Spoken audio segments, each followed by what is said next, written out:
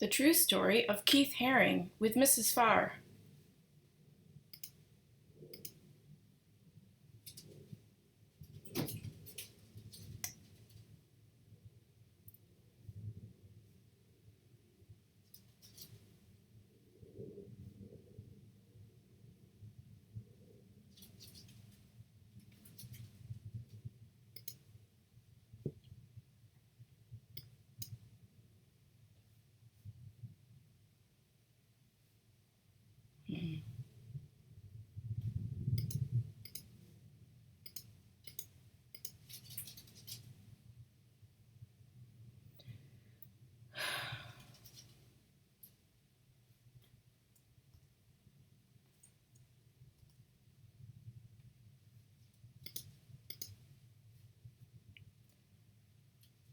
The True Story of Keith Haring with Mrs. Farr.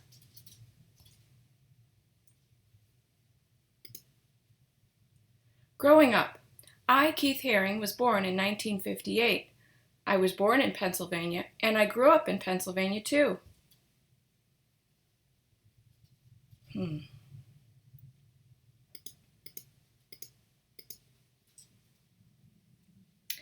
The True Story of Keith Haring with Mrs. Farr. Growing up, I, Keith Haring, was born in 1958. I was born in Pennsylvania, and I grew up in Pennsylvania too. My father made cartoons. Since I was little, I had been doing cartoons, creating characters and stories.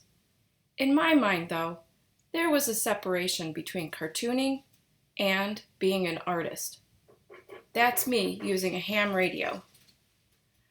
So what did I do? I moved to New York City and went to art school. I met my best friend in New York City in art school. His name was Basquiat. There he is on the right, and there I am on the left. I'd been convinced to go to art school by my parents and guidance counselor. They said that if I was going to seriously pursue being an artist, I should have some commercial art background. I went to a commercial art school where I quickly realized that I didn't want to be an illustrator or graphic designer. The people I met who were doing it seemed really unhappy. They said they were only doing it for a job while they did their own art on the side. But in reality, that was never the case. Their own work was lost. I quit the school. In New York City in 1980, I started a series of pieces of art in the subway stations.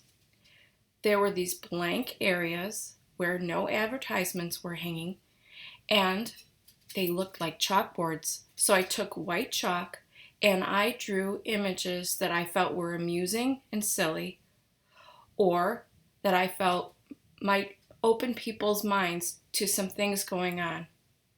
Like in South Africa, the system of apartheid on the left, and my silly image on the right. Along with advertisements, there was a lot of graffiti already in the subway. There's one of my pieces, and there I am, sitting on the subway. Many of these photographs come from the Keith Haring Foundation. The Keith Haring Foundation has many photographs by Tsing Kwang Chi.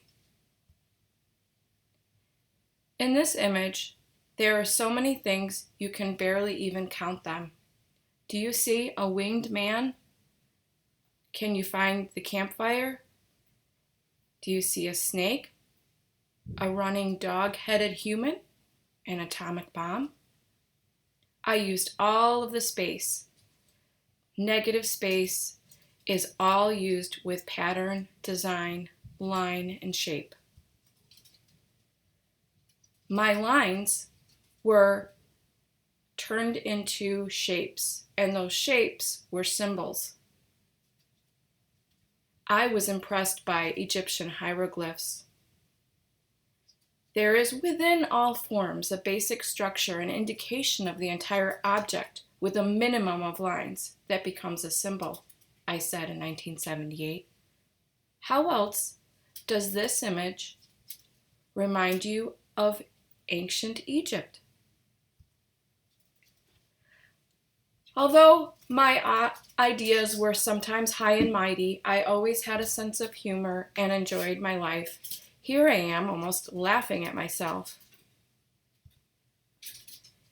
On the left, there's a picture of me, Andy Warhol, and Basquiat. We were friends, which was amazing to me since I grew up knowing who Andy Warhol was. There's a picture I did, a painting of Andy Warhol wearing Mickey Mouse ears and floating in money. What do you think it all means? Here's a couple more images. By this time, 1981, 1982, I really had to have an agent, and I had to have a gallery sell my paintings. The reason is my work was getting too well known, and it was starting to cause a lot of buzz in the art world, which meant that some people were trying to take advantage of me.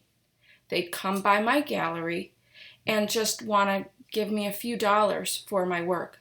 Well, I knew better than that, and eventually, both for time reasons and for equity reasons, I had a gallery sell my work for me. I was really busy, always creating art. I never stopped drawing. However, I didn't really like having a gallery in some ways because it seemed like I was sort of selling out. I wanted art to be different and maybe free. That's part of the reason I started the street art anyway. Well, nowadays, sometimes people still take advantage of the art that I made.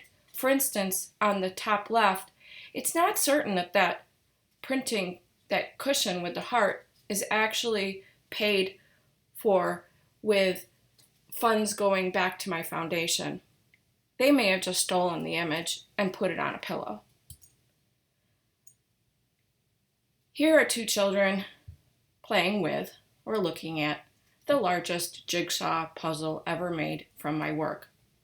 There are several icons or symbols that you will see repeated over and over again in my work. Do you see the dolphins? Do you see the barking dog? Do you see holes in people? Those are just a few of the symbols that I used over and over again, and I had meanings attached to those. Here's a work I did that had a symbolic meaning for me and for the people of France. I painted the Statue of Liberty on a building in Paris.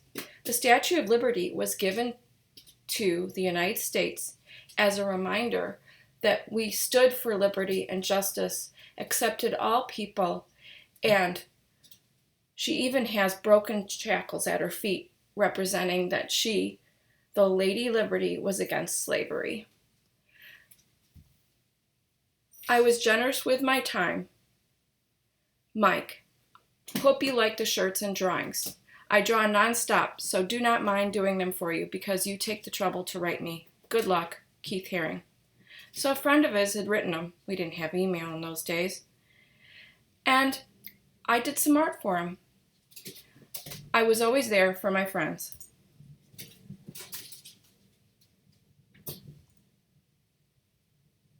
I always wanted to stand up for things that I saw were evil. Control is evil. All stories of white men's expansion and colonization and domination are filled with horrific details of the abuse of power and the misuse of people. I was really upset about apartheid. Apartheid seemed to me like a repeat of history. It was sort of a repeat of slavery. It was a repeat of the way that Europeans came into America and just pushed Native Americans aside. To me, apartheid needed to end. My activism helped end apartheid. If you ever heard of Nelson Mandela, he was a South African very involved in the cause. I was an American trying to help. Unfortunately, I contracted a very new disease, the virus HIV that causes AIDS, and I started to get sick, along with a lot of other people.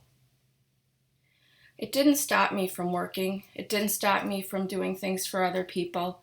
In fact, one of the things that I found I really enjoyed doing was working with kids with their art and illustrating children's books.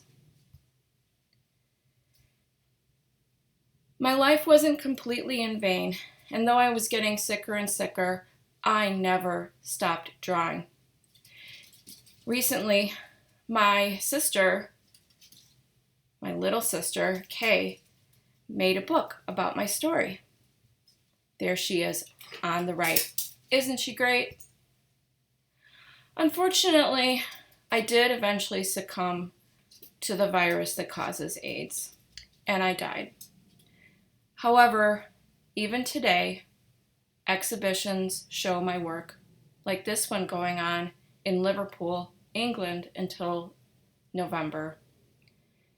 Even today, people recognize my work, and even though I'm dead, my work and my impact live on. Thank you for listening to my story.